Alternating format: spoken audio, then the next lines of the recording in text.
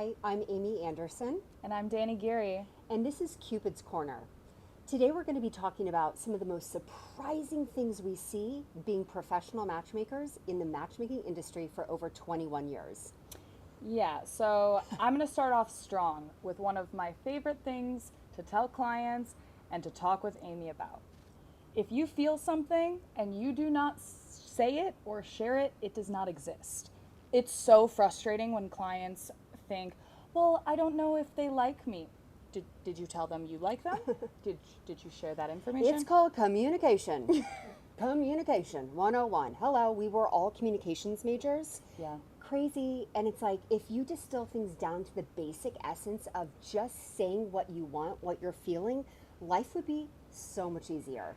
Yeah, if you're complaining about how someone doesn't see you, someone doesn't hear you, and no words or actual requests for change are coming out of your mouth, you're not being proactive in trying to alleviate that stressor in the relationship. Exactly. I think the other thing that really surprises me and just frustrates me at times from a behind the scenes standpoint is when we do matches, there's a lot of people that are not willing to give their match, their respective date, a chance. It's like they've met somebody, that person has genuinely blocked out everything in their life to spend time with that individual, and clearly there's been a team to help assist in curating this match. They're there, they're present, they're in the moment, but there's something about their date that they're just feeling judgy or more than judgy about. And to me, that's really frustrating. And there's an unwillingness to go out again, to see them in a different light. It's in the same breath of that. If you expect fireworks at the start of every first date, you're going to be disappointed. Think of fireworks shows. They're one of the shortest, most exciting shows. They're going to be 10 minutes long. Boom, big, huge. I always use the sparkler analogy of those little sparklers. You put a flame at the top, and it's so exciting. It's so pretty. You twirl it around and draw with it, all of that in the sky. And then suddenly it's gone because there's nothing to sustain it. Yes, exactly. If you're just based off of excitement in a relationship and just the beginning energy, there's nothing to sustain it without, once again, going to the first one, communication. Exactly. So one of my mantras, what I tell clients is do not enter that first date as if you're looking for fireworks, right? Allow for that slow burn. It's a lot of pressure. It's to a lot of expect pressure someone's going to sweep you off your for feet. What if they had a everybody. tough day at work? What if they are stressed and they have family things going on? Exactly. They took that time to be present with you, so you may as well try and get to know them beyond just a first date. Exactly. 3 is the golden rule. Exactly. If after 3 shots, 3 strikes, fine, you can fine. be out. We'll Fine. seal with a bow, move on, walk away, be kind. But I tell people, allow for a little flicker. Not the fireworks, right? But a little ember, a little something that's burning, right? And that is for the first date. If there's just a little something, right? And maybe that something is very elusive and it's really hard to determine what that is, go out again. See on the second date if there's more than that little ember, that little sparkle, right? The flame should get bigger. It's kind of when you start a fire at a campsite.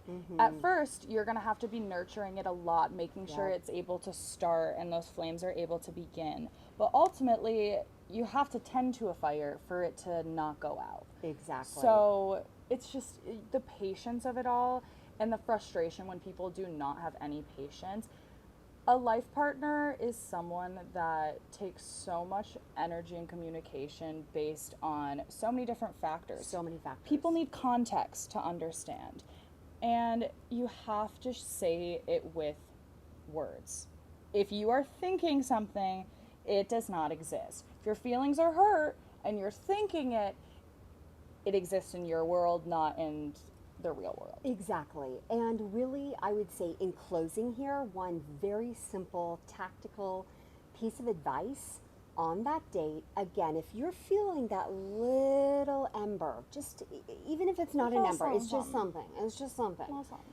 to give an affirmation. This is really, I'd say, my number one rule is to give a verbal and ideally a nonverbal affirmation to your respective date, Absolutely. just so your date knows how you're feeling, right?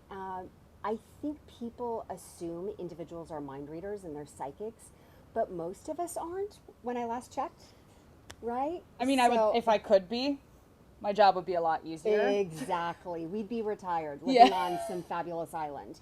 But we're not, so We're just visiting. we're just visiting an island. No big deal, by the way. But I think it's really important to just give an affirmation of, you know what? I didn't really know what to expect tonight, but you're making this really easy. I'm having fun. Let's do this again. Simple as that. Hello, Even if you don't Yeah. want to say the rest, I would love to see you again sometime. Mm-hmm. Like, it's so simple Yes. that you can do it, and then all of the gray areas removed. Exactly, that ambiguity, those nerves of trying to guess, does my date want to see me again? They've just delivered that simple piece of communication on a platter. Now, then it's really up to you to decide, am I going to take that piece of info and then take it forward to the second date? Maybe they need some time to think about it. That's cool, but at least you have a sense of the direction. Exactly. Oh, I have another pet peeve. Oh. So I think you are absolutely able to have your physical preferences, without a doubt. But if someone's one deviation away, you want a certain eye color. I'm sorry, the eye color of your partner should not be determinant if you actually are going to Yeah. work together. If I understand, if Yeah. at first there's not that spark or physical attraction, once again, keep trying, because you're not even giving the Right. human a shot. You're Right. not even giving the person, the personality. Exactly.